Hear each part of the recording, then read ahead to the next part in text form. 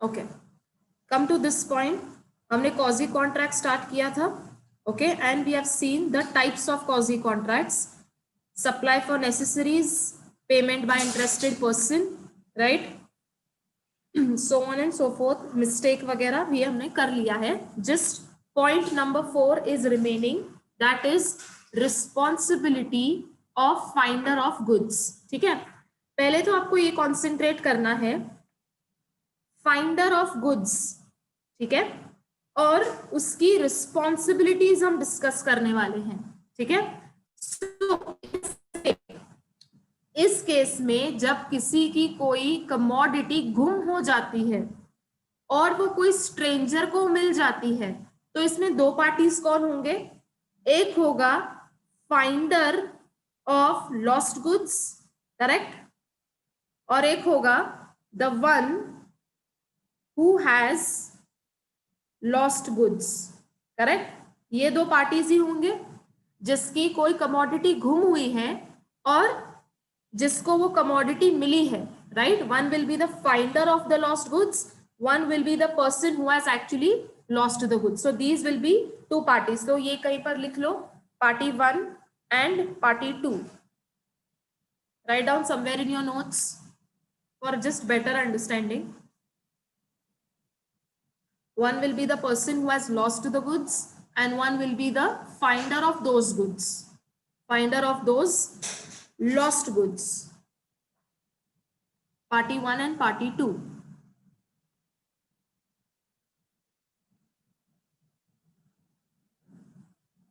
Chalo, quickly write down.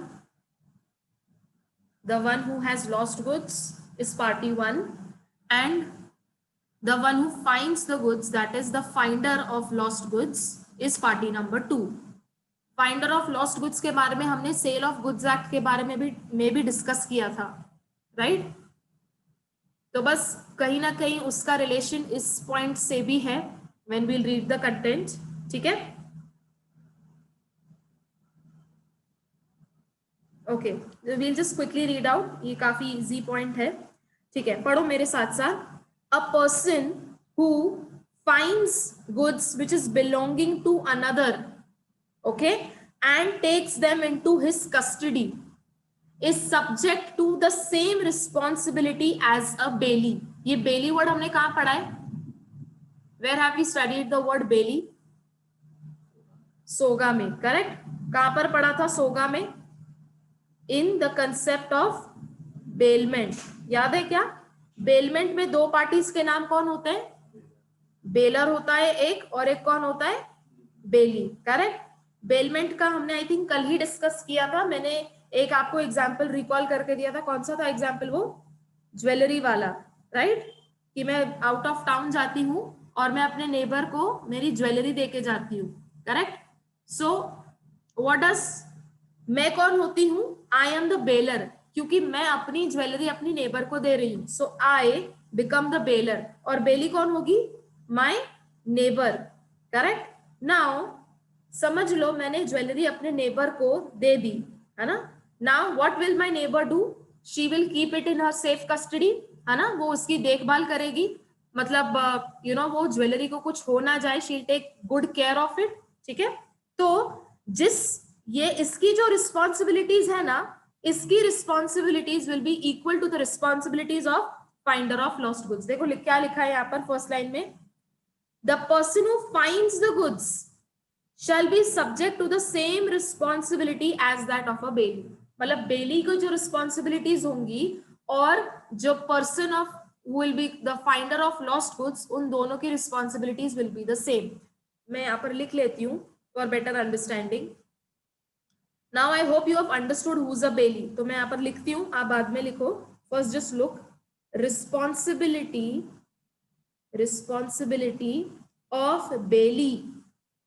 इसकी जो responsibilities हैं, those will be equal to the responsibilities of finder of lost goods.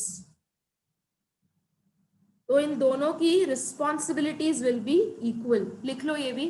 This is the interpretation of the first statement. The responsibility of the belly will be equal to the responsibility of finder of lost goods. ठीक है? After understanding this responsibilities वाला concept, I am asking you one question. ध्यान से सुनना and answer it to me. ठीक है? My question is, मैं यहाँ पर अपना question लिख रही हूँ.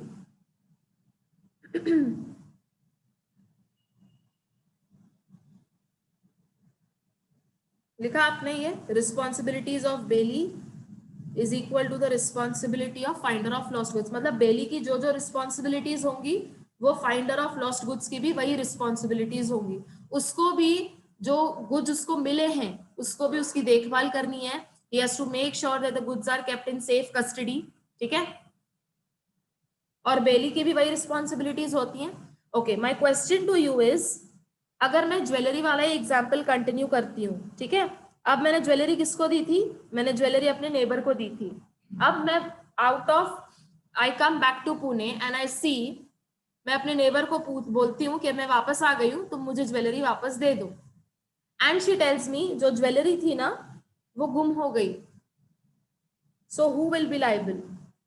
Who will be liable? अगर मेरी नेबर मुझे ये कहती है कि वो जो तुमने मुझे ज्वेलरी दी थी वो गुम हो गई है, so who will be liable? Neighbour will B liable.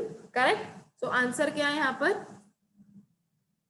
The neighbour will be held liable. Why? Because neighbour यहाँ पर कौन थी? She was the belly. Correct? लिख लो ये भी, ये क्वेश्चन लिख लो यहाँ पर. For example, if jewellery is lost by the neighbour, who will be liable? question mark and then answer लिखो. the neighbor will be held liable. क्योंकि नेबर की रिस्पॉन्सिबिलिटी क्या थी? To take safe custody of the jewellery. अगर वो अपनी responsibilities fulfil नहीं करती है तो वो इनडायरेक्टली लाइबल हो ही जाएगी. करेक्ट? अगर हम ये सोचते हैं कि नहीं नहीं वो लाइबल नहीं होगी, अगर वो लाइबल नहीं होती है तो फिर उसकी रिस्पॉन्सिबिलिटीज किस काम की? करेक्ट? तो उसकी रिस्पॉन्सिबिलिटी क्या है? ज्वेलरी को सेफ कस्टडी में रखना. And if she happens to lose the jewelry or whatever, then she will be held liable.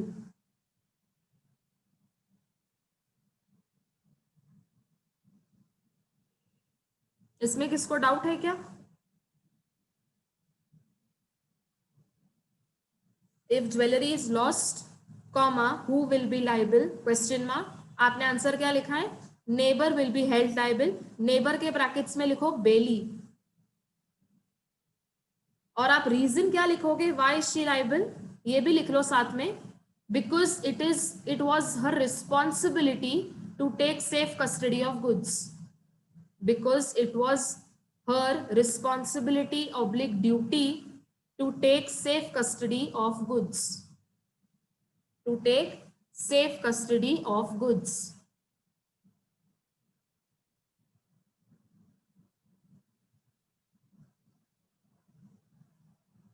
लिखा है सबने? ओके, अब मैंने आपको ये जो क्वेश्चन पूछा है, this question was from the bailment point of view. ठीक है? हमने यहाँ पर किसकी बात की? नेबर की बात की. और नेबर कौन था यहाँ पर? बेली. अब मैं आपको इसी से रिलेटेड एक और क्वेश्चन पूछती हूँ. फाइंडर ऑफ लॉस्ट गुड्स का मैं आपको अभी क्वेश्चन पूछ रही हूँ, ध्यान से सुनो. अब मैं एक रेस्टोरेंट में गई थी. ठीक है? वो रेस्टोरेंट में मुझे एक किसी का बैग मिल गया. ठीक है? अब बैग मिल गया मुझे, so I become finder of lost goods. Right?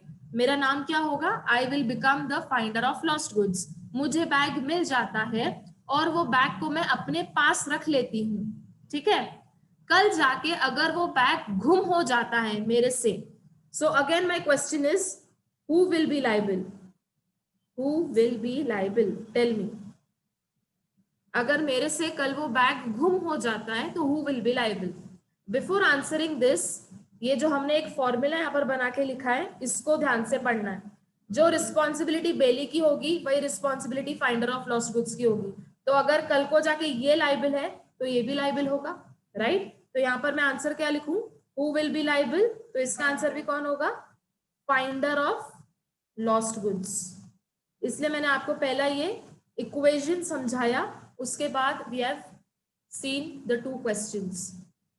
अगर बेली की रिस्पॉन्सिबिलिटीज करस्पॉन्ड होती हैं with the responsibilities of finder of lost goods, तो अगर बेली अपने केस में लाइबल है तो फाइंडर ऑफ लॉस्ट गुड्स भी अपने केस में लाइबल होगा। सिंपल चीज है। तो ये क्वेश्चन भी लिख लो, अगर फाइंडर ऑफ लॉस्ट गुड्स के हाथ से कोई कमोडिटी गुम हो जाती है तो who will be liable? Then the finder of lost goods will be held liable. Clear है? सबको समझा है? ये जो इक्वेशन है ना, इसको एक स्क्वायर बॉक्स में डाल दो। अगर आपको ये इक्वेशन समझ जाता है, you will be able to make conclusions.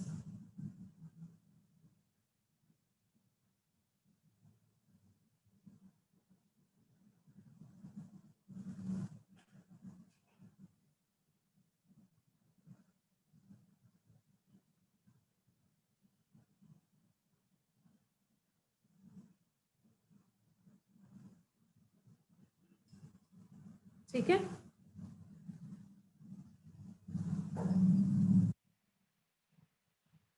Okay, now start highlighting. He is bound to take as much care of the goods as a man of ordinary prudence would. What do you understand by the term of ordinary prudence? क्या लिखा है? He is bound. He मतलब कौन? He मतलब कौन? Finder of lost goods, correct? Finder of lost goods लिख लो वहां पर।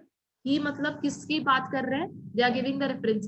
ही is bound to take care of the goods as a man of ordinary prudence. Ordinary prudence का मतलब क्या होता है? हाँ, ही मतलब कौन? He means finder of lost goods, correct?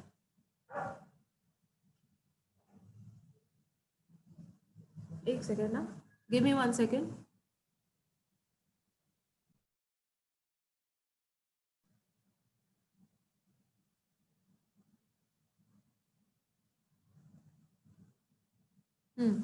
यहाँ पर हम ही की बात, ही मतलब कौन? Finder of lost goods. ठीक है, we have found out that. What do you understand by the term ordinary prudence? लिखा क्या है? He is bound to take as much care of the goods as a man of ordinary prudence. इसका मतलब क्या होता है? अच्छा, पहले मुझे ये बता दो, finder of lost goods owner है क्या? He is not the owner, ठीक है, बट लिखा क्या है? He is bound to take care of the goods as a man of ordinary prudence. इसका मतलब क्या होता है? आपको वो चीज की इतनी केयर करनी है एज इफ वो चीज आपकी है, ठीक है? तो यहां पर लिखो, ऑर्डिनरी प्रूडेंस का मतलब क्या होता है? As if he is the owner. As if he is the owner. हम ये नहीं लिख रहे हैं that he is the owner. यहां पर हाईलाइट करो वर्ड एज इफ। केयर आपको ऐसे रखनी है जैसे आप ही ओनर हो।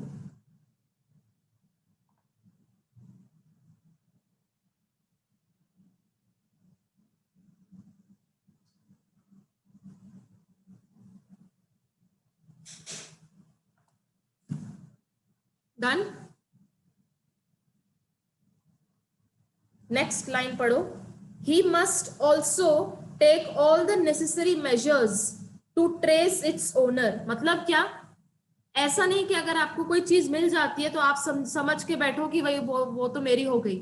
ऐसा नहीं करना है। You have to take efforts to trace the owner. Trace the owner मतलब क्या? आपको सर्च करना है कि भाई इसका ओनर कौन है, and it is your duty to return it back to him, है ना? तो आपको एफर्ट्स लेने, you have to take the necessary measures. Okay okay, अब जो आगे दिया हुआ है that is important. If he does not, he will be guilty of wrongful conversion of property। इसका मतलब क्या हुआ? if he does not, he will be held guilty।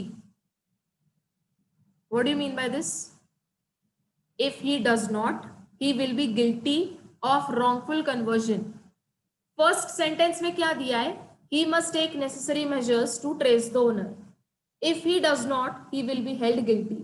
म्हणजे काय?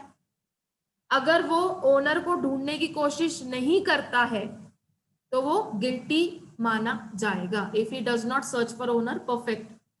So what is Shashank saying कि अगर वो ओनर को ढूंढने की कोशिश नहीं करता है तो वो गिल्टी माना जाएगा।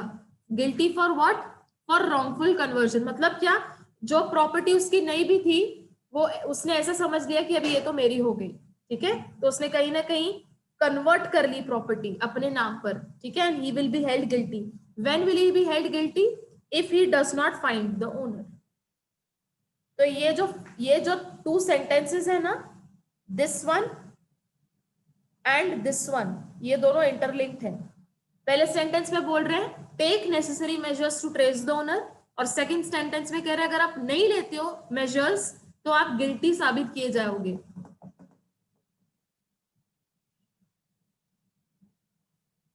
ठीक है। अब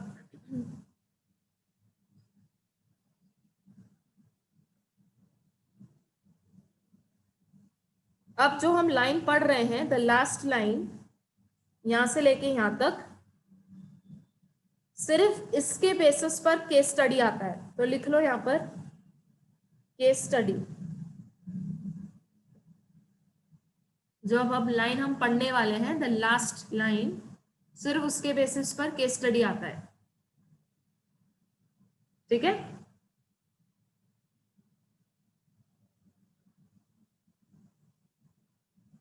चलो लेट अस रीड।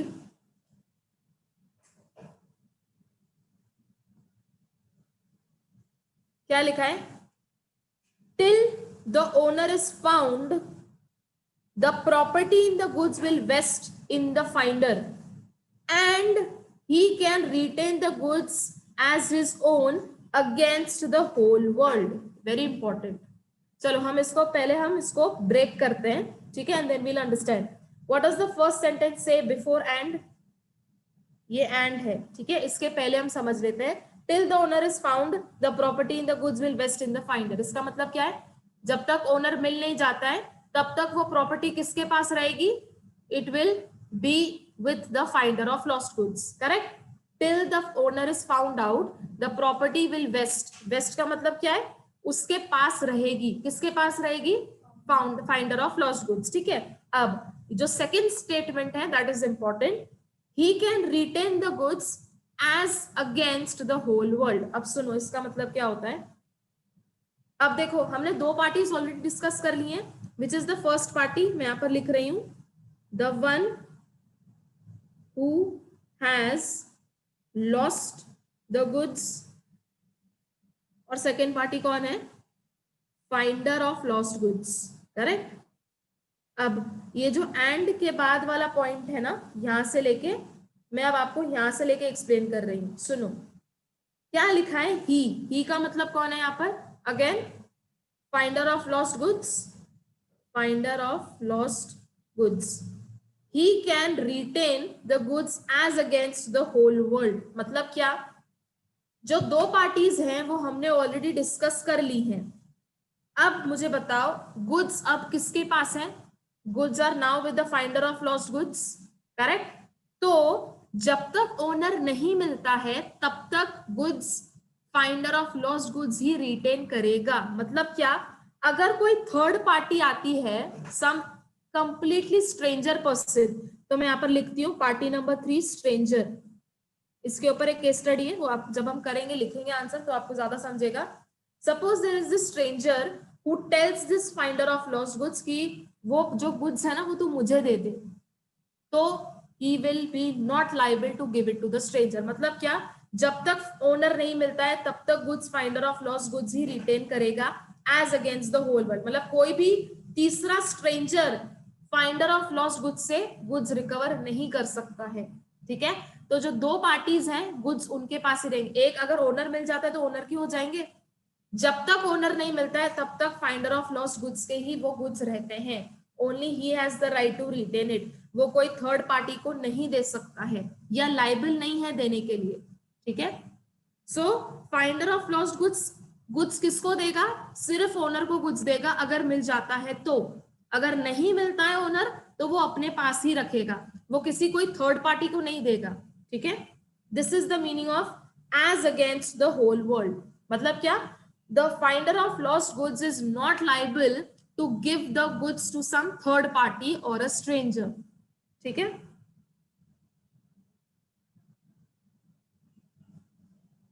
Now, अब ये जो 4 पॉइंट्स यहाँ पर दी हुई हैं, ये हमने पढ़ चुके हैं. ठीक है, in sale of goods act. Let us revise. The finder can sell the goods in the following cases. ठीक है, अब मुझे गुड्स मिल जाते हैं. I become the finder of lost goods. Correct. अब मैं क्या करूंगी, मैं ओनर को ट्रेस करने की कोशिश करूंगी. ठीक है, बट अगर ओनर मिल ही नहीं रहा है तो मैं लास्ट में क्या करूंगी, I will finally sell it. ठीक है, तो कौन से केसेस में सेल कर सकते हैं? There are only 4 situations. First, when the thing found is in danger of perishing. अगर मुझे कुछ टमेटोज मिल जाते हैं, है ना, जो कि मुझे पता नहीं है किसके हैं, तो मैं उसको मैक्स में 1 दिन रुकूंगी ओनर को ढूंढने के लिए, उसे नेक्स्ट डे पे बेच दूंगी. Why? Because those goods are of perishable nature. Second, when the owner can not with reasonable diligence be found. मतलब मैंने इतनी कोशिश की है ना, मैंने न्यूज़पेपर में एडवर्टीजमेंट तक दे दिया, पर ओनर मिल ही नहीं रहा है, तो उसके बाद तो मैं बेचूंगी. ठीक है, यहाँ पर इंपॉर्टेंट वर्ड क्या है? With reasonable diligence. मतलब क्या? मैंने ट्रू एफर्ट्स लिए हैं टू ट्रेस द ओनर. ऐसे नहीं कि मैंने एक दो लोगों से पूछा और फिर मैंने बोला कि नहीं, ओनर तो मिल ही नहीं रहा है. No, I have taken reasonable diligence. Now what is reasonable diligence? Law ने वो डिफाइन नहीं किया है. ठीक है, तो इसलिए वर्ड कौन सा यूज किया गया है? रीजनेबल. अब रीजनेबल कुछ भी हो सकता है. आपने न्यूज़पेपर में एडवर्टीजमेंट दे दिया और वॉट एवर इट इज. ठीक है, उसमें हमको डिटेलिंग में नहीं जाना है. Third point, when the owner is found. अब थर्ड पॉइंट में ओनर मिल गया, बट ही रिफ्यूजेस टू पे द लॉफुल चार्जेस. इसका आपको एग्जांपल याद है क्या? लॉफुल चार्जेस का मैंने कैमरा का एग्जांपल दिया था. सपोज मुझे रास्ते पर कैमरा मिल जाता है. ठीक है, कैमरा आधा टूटा हुआ है, तो व्हाट डू आई डू? मैं उसका रिपेयरिंग करवा लेती हूँ. ठीक है, रिपेयरिंग चार्जेस होते हैं करीबन कुछ 1500 के. रिपेयर करवाने के बाद ओनर मिल जाता है, तो I am ready to give the camera back to the owner, but he is not ready to give me the lawful charges. तो उस केस में मैं क्या करूंगी? अगर ओनर मिल भी जाता है तो भी I will not return back the camera and I can rightfully sell the camera. ठीक है, because he is found but he is not giving me the lawful charges. ठीक है, and the last case is, तो यहां पर चाहिए तो lawful charges में एग्जाम्पल कैमरा लिख लो 1500, आपको याद रहेगा बाद में.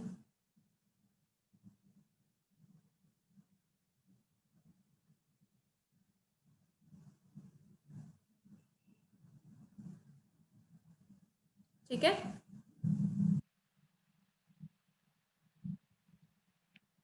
okay, and the last point says when the lawful charges of the finder in respect of the thing found amount to 2/3 of the value of goods. Okay, इसका भी मैंने आपको एग्जांपल दिया था, देख लो एक बार. सपोजिटली मुझे ऐसा प्रोडक्ट मिला है जिसकी वैल्यू है 100 रुपीज. ठीक है, अब मैंने ये 100 रुपीज के ऊपर 66 रुपीज का खर्चा करवाया है. कितने रुपए का? 66 का. तो यहाँ पर मैं लिखती हूँ, चलो मैं रिपेयरिंग कॉस्ट ही लिख लेती हूँ. तो मुझे बताओ 100 का 2/3 कितना होगा? 66 ही होगा. ठीक है, तो यहाँ पर या सपोजिटली ऐसा पकड़ लो, मैंने 70 रुपीज का खर्चा करवाया है, तो this is even greater than 2/3. ठीक है, तो अगर मैंने कोई ऐसा मुझे प्रोडक्ट मिला है जिसकी वैल्यू 100 रुपए है, पर मैंने उसके ऊपर इतना खर्चा करवाया है विच इज इक्वल टू और ग्रेटर देन 2/3. ठीक है, विच इज ग्रेटर देन 2/3, तो वो प्रोडक्ट ऑटोमेटिकली मेरा हो जाता है. So the finder of lost goods will become the owner. Then he does not have to even trace the owner. ठीक है, क्या लिखा है? When the lawful charges of the finder in respect of the thing which is found amount to 2/3 of the value of the goods found, he can directly sell the goods. ठीक है, लिख लो ये 100 और 70 वाला एग्जाम्पल.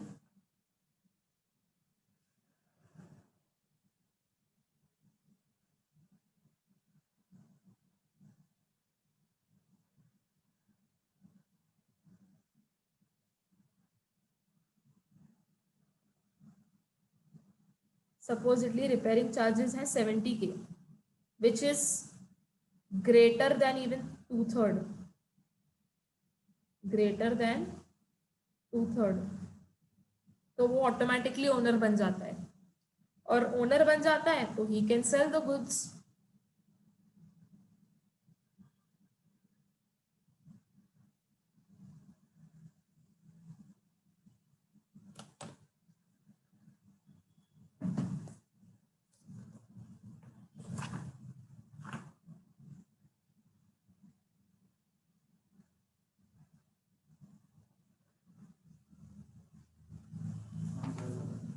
हाँ,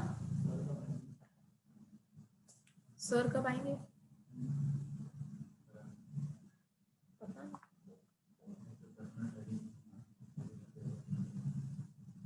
तुम्हारा economics तो 11:20 को है ना, तो अभी तो 10:20 हो रहे हैं। अच्छा,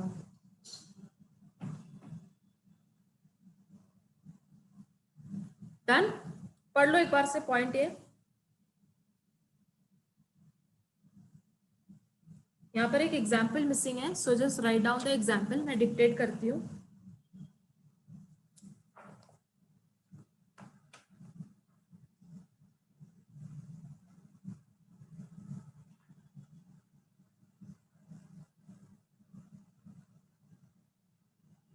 समझा है सबको ये वाला पॉइंट? चलो, राइट डाउन वन एग्जाम्पल। ये responsibility of finder good section 71 का एग्जाम्पल है। सो यहाँ पर कहीं पर अगर स्पेस होगा तो लिख लो, P a customer, P a customer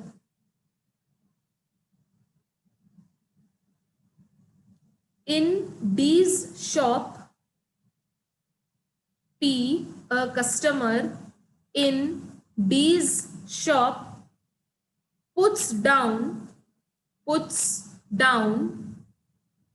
a brooch worn on her coat, a brooch, BROOCH,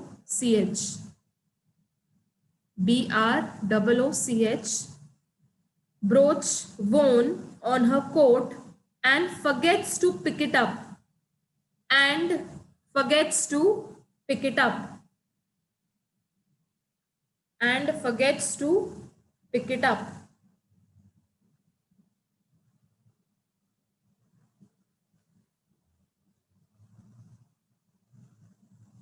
ठीक है, I'll repeat it again. P, a customer in D's shop puts down a brooch worn on her coat and forgets to pick it up. ठीक है, full stop. Next line पर लिखो, D's assistant finds it and puts it in a drawer. D's assistant finds it and puts it in a drawer, puts it in a drawer, full stop. अभी broach किसको मिला है? वो D's assistant, ठीक है। Now D's assistant को क्या हम फाइंडर ऑफ लॉस्ट गुड्स कह सकते हैं? ठीक है, तो again I will say there are two parties, one is P, one is D's assistant, correct. D's assistant को हम क्या बोलेंगे? Finder of lost goods, correct. और यहाँ पर P कौन है? P को क्या नाम दूंगी मैं यहाँ पर? Who's P? अपने ये टर्म के हिसाब से the one who has lost goods, right? So P is the one who has lost goods, correct? P एक कस्टमर थी, P was a customer, correct?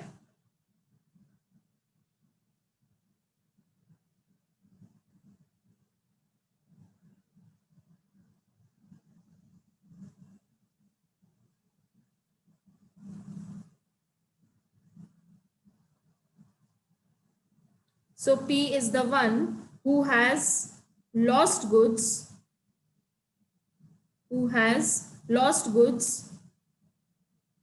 correct, and D's assistant is the finder of goods.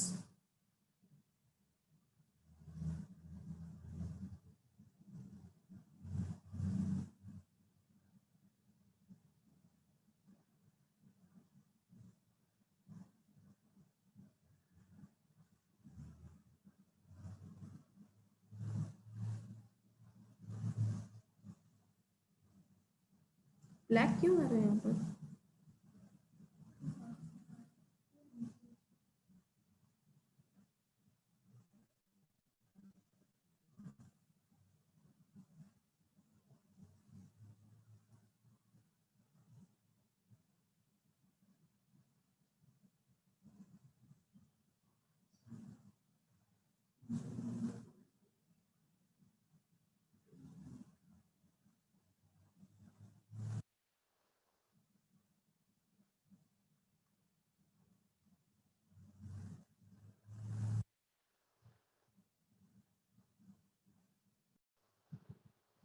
I'll repeat the example again. P, a customer in D's shop, puts down a brooch worn on a coat and forgets to pick it up. ठीक है?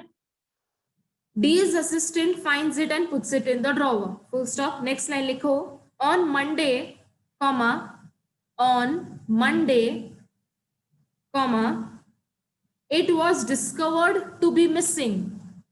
It was discovered to be missing. On Monday, it was discovered to be missing. Full stop. अब इतना example पढ़ के tell me who will be held liable. D's assistant लिखो. Next line पे therefore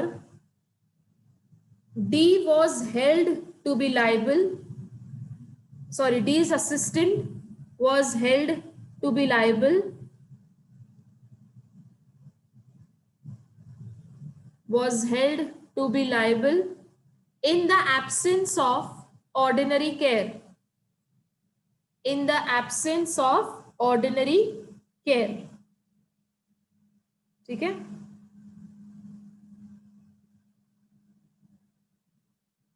In the absence of ordinary care.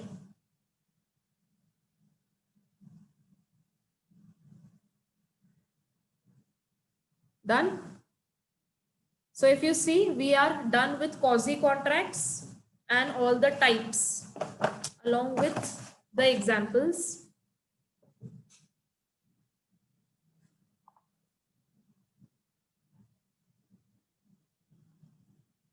Now come to question number 16.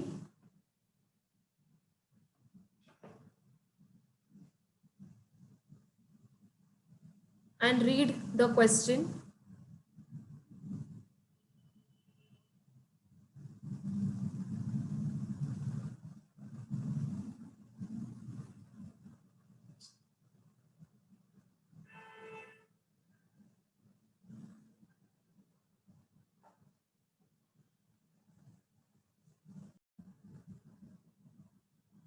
ठीक है, तो point 1 आपने क्या लिखा है क्वेश्चन 16 का?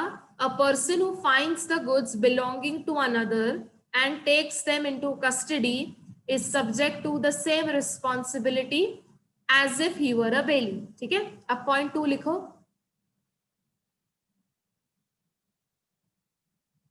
Thus,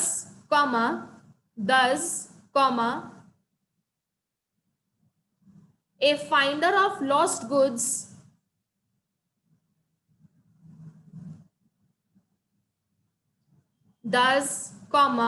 a finder of lost goods has following responsibilities. Has following responsibilities. Has following responsibilities. अब ये पॉइंट 2 लिखा है आपने, करेक्ट. अब नाउ राइट डाउन मार्जिन में ए हैज फॉलोइंग रिस्पॉन्सिबिलिटीज. अब नेक्स्ट लाइन पे लिखो point A, to take proper care of property. To take proper care of property. To take proper care of property as a man of a man of ordinary prudence would take to take proper care of property, as a man of ordinary prudence would take, as a man of ordinary prudence would take, as a man of ordinary prudence would take. ठीक है, would take. This is point number A. Point number B लिखो, to restore the goods if owner is found. To restore, restore का मतलब क्या क्या होता है? To return it. ठीक है, to restore the goods if owner is found. Restore के चाहिए तो ब्रैकेट में लिख दो return. To return the goods if owner is found. Okay अब देखा जाए तो ये बेसिक रिस्पॉन्सिबिलिटीज हैं. आप पहले तो उसकी केयर करो और अगर ओनर मिल जाता है तो उसको वापस दे दो. ठीक है, तो हम सिर्फ ये दो रिस्पॉन्सिबिलिटीज लिखेंगे. Now write down the last point, point number 3. In the light of above provisions, comma, in the light of, in the light of above provisions, comma,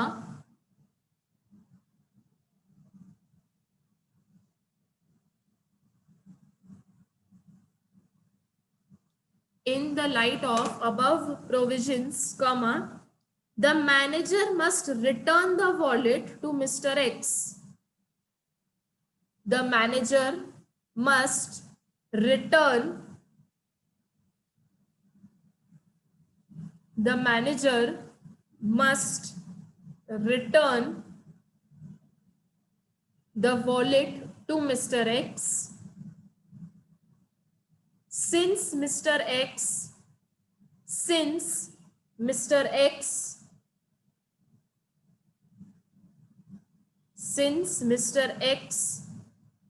is entitled, since Mr. X is entitled to retain the wallet, since Mr. X is entitled to retain the wallet against everybody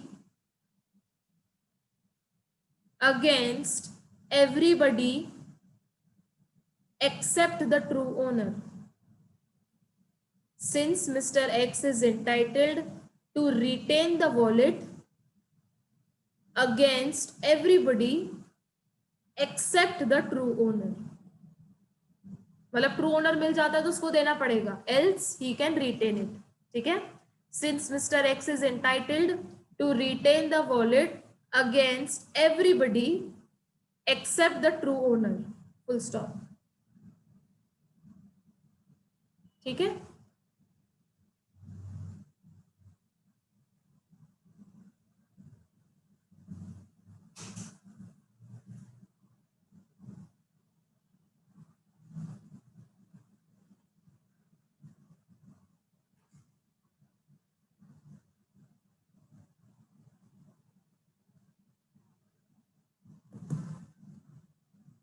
okay. Now I am giving you 5 minutes, पूरा quasi contracts एक साथ पढ़ लो. Just go through introductory part, characteristics या जो features हमने कहे थे, एंड टाइप्स. जस्ट एक बार रफली गो थ्रू.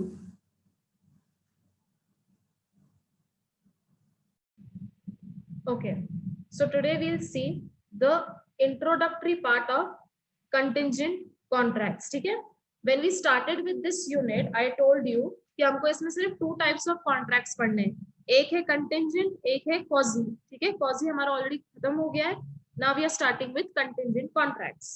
okay, यहाँ देखो meaning. a contract may be, अब यहाँ पर इन्होंने कॉन्ट्रैक्ट को 2 तरह से क्लासिफाई किया है. ठीक है, एक क्लासिफिकेशन है एब्सोल्यूट कॉन्ट्रैक्ट, एक क्लासिफिकेशन है कंटिंजेंट कॉन्ट्रैक्ट. ठीक है, हमको डिटेलिंग में किसके बारे में पढ़ना है? The second type of contract के बारे में, that is a contingent contract. ठीक है, ओके. फर्स्ट मैं आपको एब्सोल्यूट कॉन्ट्रैक्ट का एग्जांपल दे रही हूँ. There is a seller and a buyer. The seller will sell the goods to the buyer and the buyer will make the payment. This is a absolute contract. जो normal transactions होते हैं इसको कहते हैं absolute contract. Now understand what makes it absolute. Here neither the seller or the buyer have kept conditions for each other. किसी ने भी किसी के लिए भी कोई कंडीशंस नहीं रखे हैं. So when conditions are absent it becomes a absolute contract. लिख लो ये point. I will just write it over here. When conditions are absent comma it becomes an absolute contract. मतलब यहाँ पर कोई कंडीशंस नहीं रखी है. सेलर ने भी कोई कंडीशंस नहीं रखे हैं, बायर ने भी कोई कंडीशंस नहीं रखे हैं.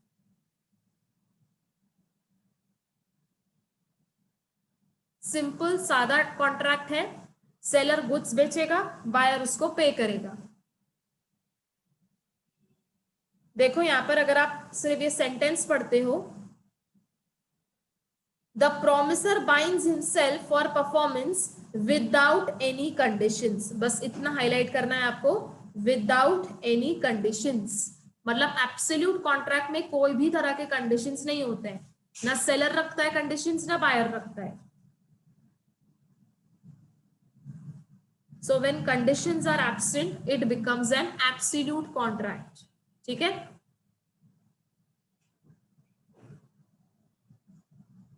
नाउ लेट अस सी कि हमको कंटिंजेंट कॉन्ट्रैक्ट में क्या है. कंटिंजेंट नाम से ही समझ रहा है कि इसके अंदर क्या होंगे, कंडीशंस होंगे. ठीक है. अब a contract to do or not to do something if some event does or does not happen. Confusing? So it starts from here and ends still here. ठीक है. अब सुनो, before we understand the analysis of the definition, मैं आपको एक example दे रही हूँ. Example ये है, I will pay you ₹10,000 if it rains today. तो यहां पर मैं आपको पैसे कब दूंगी, जब बारिश होगी. ओके. यहाँ पर इंपॉर्टेंट वर्ड क्या है, इफ. मतलब यहाँ पर हमको पता है क्या कि बारिश होने ही वाली है. मतलब कहना है से कि मेरा आपको पैसे देना डिपेंड्स अपॉन सम इवेंट. और यहाँ पर इवेंट क्या है, बारिश. Correct. Okay. One more thing which you have to understand over here. यहाँ पर जो बारिश है जिसको हमने इवेंट क्लासिफाई किया है, ये जो इवेंट है ना वो हमेशा अनसर्टेन होगा. क्या होगा, अनसर्टेन. मतलब मैं आपको श्योरिटी से कह सकती हूँ क्या कि आज बारिश होगी ही होगी. तो यहाँ पर जो इवेंट है ना it has to be an uncertain. जैसे ही इवेंट सर्टेन बन जाता है वो कॉन्ट्रैक्ट कंटिंजेंट नहीं कहलाएगा. ठीक है. अगर इवेंट सर्टेन हो गया तो वो कंटिंजेंट कॉन्ट्रैक्ट नहीं कहलाएगा. तो यहाँ पर बारिश का होना मैं आपको 100% श्योरिटी के साथ कह सकती हूँ क्या कि बारिश होगी होगी, नहीं होगी ना, या मैं नहीं कह सकती हूँ ऐसा. राइट. सो दिस बिकम्स, यहाँ पर जो मैंने यहाँ पर स्टेटमेंट लिखा है, I will pay you ₹10,000 if it rains today, this becomes a contingent contract. ये साइड में कहीं एग्जाम्पल लिख लो. एग्जाम्पल ऑफ कंटिंजेंट कॉन्ट्रैक्ट क्या है,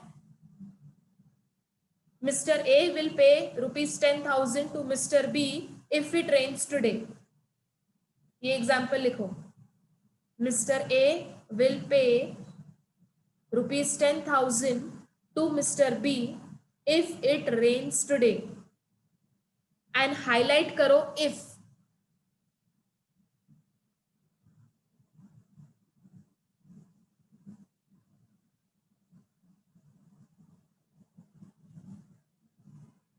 रेन्स के इधर एक एरो बनाओ और लिखो event, and this event is an uncertain event. तो जब भी आपको पूछा जाएगा कि क्या ये कॉन्ट्रैक्ट कंटिंजेंट है या नहीं है, तो आपको इवेंट पर कॉन्सेंट्रेट करना है। अगर वो इवेंट अनसर्टेन आता है तो हाँ, वो कंटिंजेंट कॉन्ट्रैक्ट है।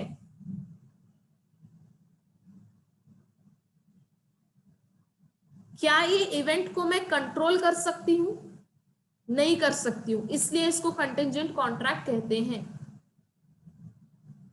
अनसर्टेन के बाजू में you can also write down not controllable, not controllable.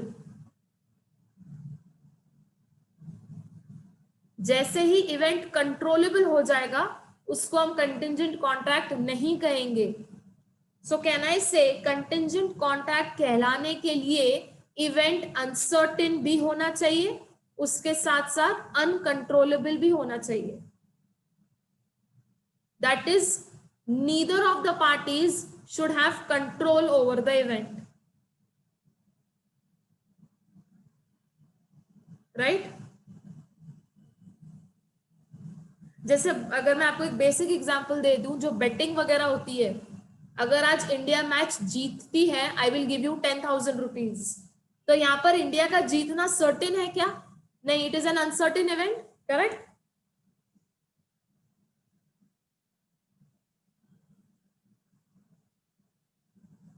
देखो, तो अगर ये एग्जांपल समझने के बाद अगर आप ये स्टेटमेंट पढ़ते हो, a contract to do or not to do something if a event happens or does not happen, मतलब क्या? मेरा आपको 10,000 किस पर डिपेंड करेगा? अगर बारिश होती है, अगर नहीं होती है तो नहीं दूंगी, होती है तो दूंगी, ठीक है? तो इसलिए ये ऐसे वर्ड्स यूज किए गए हैं, a contract to do or not to do something if an event happens or does not happen. ठीक है, ये है इसका एग्जाम्पल, रेंज वाला याद रखना। Okay, now I am giving you one more example, tell me whether it will be a contingent contract or no. ठीक है, I am writing the example over here. I will pay you 10,000 rupees if I come to class today। यहाँ पर if word आ गया है, ठीक है, तो एक तो एसेंशियल सेटिस्फाई हो चुका है। अब बताओ whether this is a contingent contract or no. No, yes और नो? क्या रीजन है? अच्छा, यहाँ पर इवेंट क्या है? मेरा क्लास में आना, ये इवेंट बन जाता है। तो इवेंट, हाँ, अब बताओ क्यों कंटिंजेंट कॉन्ट्रैक्ट नहीं है? Because this is controllable by me. मुझे अगर आपको 10,000 नहीं देना है तो मैं क्लास में नहीं आऊंगी, और अगर देने हैं तो आऊंगी, राइट? तो इसमें मेरा कंट्रोल है, one party has a control over the event, correct? So that is why correct, it is a controllable event. ठीक है, okay, have you all understood the difference between contingent and an absolute contract? या contingent कौन सा contract होगा और कौन सा नहीं होगा, ये example भी लिख लो। event is controllable, thus comma not a contingent contract, write this down।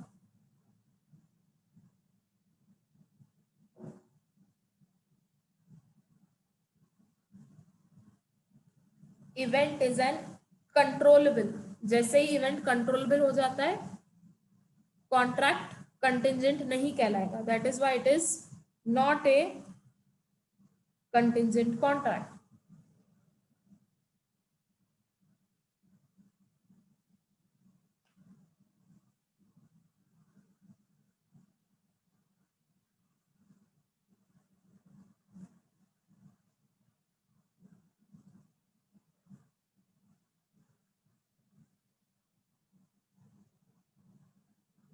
ठीक है,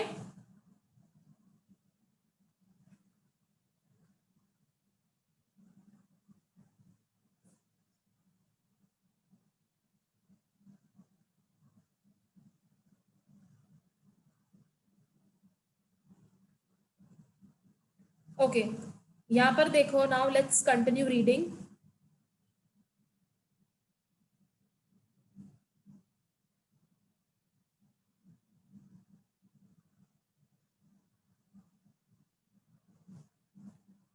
देखो यहाँ पर एग्जाम्पल दिया है, for example goods sent on approval basis, ये हमने कहाँ पढ़ा है, goods sent on approval basis, SOGA में पढ़ा था।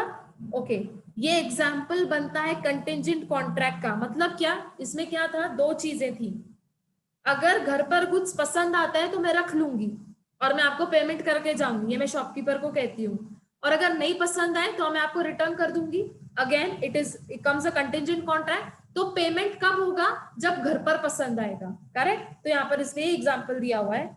ओके, यहाँ पर देखो नीचे एग्जाम्पल है, A contracts to pay rupees B 1 lakh if B's house is burnt, this is a contingent contract, the liability of A arises only on the happening of the event. तो यहाँ पर 10,000 कब पे करने पड़ेंगे, सॉरी 1 लाख कब पे करना पड़ेगा, जब बी का घर जल जाएगा, करेक्ट। अब बी का घर जलना सर्टेन है क्या, नहीं, it is an uncertain event, ठीक है, जलता है तो ही 1 लाख दोगे, तो इसलिए this becomes a contingent contract, ठीक है। ओके, अब ये जो लाइन है ना, दिस इज इंपॉर्टेंट, इसको हम क्लासिफाई कर लेते हैं। क्या लिखा है, contracts of insurance, indemnity and guarantee are most common instances of contingent contract, ठीक है। कॉन्ट्रैक्ट ऑफ इंश्योरेंस, अब सुनो, सपोज मेरा कोई व्हीकल इंश्योरेंस है, ठीक है। अब मुझे पैसे कब मिलेंगे, मुझे इंश्योरेंस से पैसे कब मिलेंगे, जब मेरा एक्सीडेंट होगा, करेक्ट। अब एक्सीडेंट होना सर्टेन है क्या, नहीं, again event is an uncertain, इसलिए कॉन्ट्रैक्ट ऑफ इंश्योरेंस बन रहा है कंटिंजेंट कॉन्ट्रैक्ट का एग्जांपल। तो इंश्योरेंस के पैसे कब मिलेंगे, अगर मेरा सपोजिटली मैंने व्हीकल इंश्योरेंस का एग्जांपल लिया है, so when will I get money, when I meet with an accident, ठीक है। या अगर मेरा लाइफ इंश्योरेंस है तो पैसे कब मिलेंगे, ऑन द डेथ, ठीक है। ओके, अब ना यहाँ पर एक नीचे एग्जाम्पल है, अच्छा देखो यहाँ पर पॉइंट ए का एग्जाम्पल देखो, A promises to pay rupees 50,000 to B if it rains on the first of the next month, ये बनता है contingent contract, event is uncertain, ठीक है। Now yes, now I want you all to read this example. A promises to pay B rupees 1 lakh if he so chooses. Is this a contingent contract? सीधा सीधा लिखा है if he so chooses, मतलब ये controllable है, तो क्या लिखा है, it is not a contingent contract, ठीक है। तो हो सकता है एग्जाम में आपको ऐसे 4 to 5 सेंटेंसेस दे और आपको बोले कि classify which are contingent contract with reason.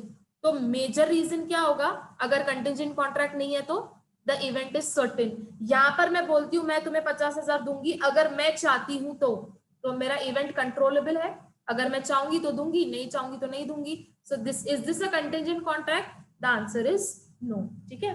This is one example and look at the last example. यहाँ पर पॉइंट डी में मैंने आपको जितना जितना हाईलाइट किया है उतना ही पढ़ना है, ठीक है। Just concentrate on the examples. This example देखो, A agreed to sell his agricultural land to B after obtaining necessary permissions from the collector, ठीक है। It was held that the contract was not a contingent contract. अब सुनो क्यों, यहां पर क्या बोल रहे हैं, A B को लैंड कब बेचेगा, जब उसको नेसेसरी परमिशंस मिल जाएंगे, किससे मिल जाएंगे, कलेक्टर से, ठीक है। अच्छा, परमिशन कब मिलता है, जब आप बहुत सारे जो भी नेसेसरी फॉर्मेलिटीज है वो कंप्लीट करते हो, जब आप डॉक्यूमेंट सबमिट करते हो। अच्छा, तो यहाँ पर परमिशन मिलना इतना अनसर्टेन है क्या, नहीं ना, परमिशन मिल जाएगा अगर आप फॉर्मेलिटीज कंप्लीट करोगे, और नहीं मिलेगा जब आप फॉर्मेलिटीज नहीं कंप्लीट करोगे, ठीक है। तो इसलिए देखो क्या लिखा है, it was held that the contract was not a contingent contract as grant of permission by the collector was almost a certainty, है ना। तो परमिशन कब मिलेगा, जब आप फॉर्मेलिटीज कंप्लीट कर लोगे। इसमें कोई अनसर्टेनिटी है क्या, नहीं। देखो यहाँ पर एक लाइन लिखी हुई है which I just forgot to read it out. As a matter of course the permission was generally granted on the fulfilment of certain formalities. तो फॉर्मेलिटीज करोगे तो कलेक्टर से परमिशन भी मिल जाएगा, तो इसमें कोई अनसर्टेनिटी वाला एलिमेंट तो नहीं है, करेक्ट। तो इसको ये वाले एग्जाम्पल को स्टार मार्क कर लो, इससे केस बेस आ सकता है। और यहाँ पर आपको परमिशन पे ज्यादा कॉन्सेंट्रेट करना है, तो किसी से परमिशन लेना इतना अनसर्टेन नहीं है, फॉर्मेलिटीज फुलफिल कर लोगे तो परमिशन मिल जाएगा।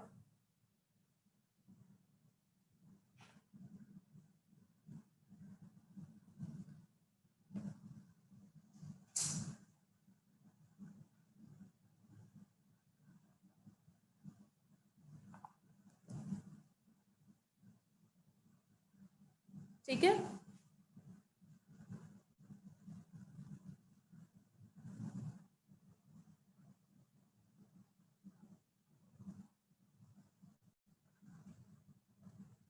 ओके ये वाला जो एक एग्जाम्पल है ना उसको कट कर लो, ये इसका पेज नंबर बताओ। This example, A promises to pay if he left for Delhi, Delhi for Mumbai, page number बताओ तो इसको कट कर लो। 64 64 पेज नंबर 64 पर ये एग्जाम्पल है, इसको कट कर लो। It's a very wrong example, like उसका फ्रेमिंग ही गलत है in total, so just cut it out. जो जो हमने एग्जाम्पल्स डिस्कस किए हैं आपको वही पढ़ने हैं। एक ये पॉइंट ए का एग्जाम्पल डिस्कस किया, करेक्ट, ये वाला इफ ही सो चूजेस वाला, और एक लास्ट वाला एग्रीकल्चरल लैंड वाला, करेक्ट। चलो एक ये लास्ट भी एग्जाम्पल पढ़ लो, फिर हम will wind up for today. Read this point B का एग्जाम्पल।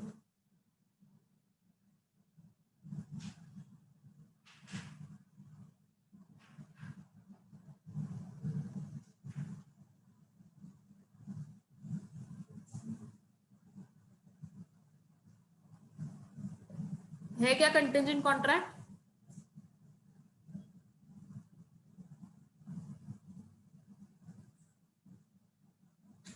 नहीं है ना, so it is not a contingent contract. क्यों? पेमेंट कब होगा? जब स्विमिंग पूल बनेगा, तो डायरेक्ट रिलेशन है, इसमें कोई अनसर्टेनिटी वाली बात है क्या? बस आपको उस पर ही कॉन्सेंट्रेट करना है। So he agree to construct a swimming pool for ₹2 lakh and B agree to make the payment. कब पे करेगा? जब पूरा स्विमिंग पूल कंस्ट्रक्ट होके खत्म हो जाएगा। This is not a contingent contract as the event is directly connected to the contract and there is lack of uncertainty, इसमें कोई uncertainty वाला एलिमेंट नहीं है, ठीक है, done. So till now we have completed quasi contracts और contingent contract का हमारा इंट्रोडक्टरी पार्ट खत्म हो चुका है, ठीक है, along with the explanation of all the examples. Now on Monday we'll do the rules और फिर एक डिफरेंस बचता है and then this unit is also done, ठीक है। मंडे को आपका टेस्ट होगा, so I will just take a 15 to 20 minutes वाला लेक्चर एंड उसके बाद you will write the test over your itself. Okay, मैं आज ही अनाउंस कर देती हूँ कि यूनिट 2 और 6 का टेस्ट एक साथ होगा। कब होगा ये अब तक डिसाइड बाद में करेंगे, ठीक है। सो यूनिट 2 एंड 6 का test we will keep it together. Unit 1 is a quite vast unit. नहीं आओगे? हाँ, so they have to informed me. आप लोग भी नहीं आओगे? You are coming ना? Because अच्छा इनका लास्ट एग्जाम है ना मंडे को। किसका किसका एग्जाम है?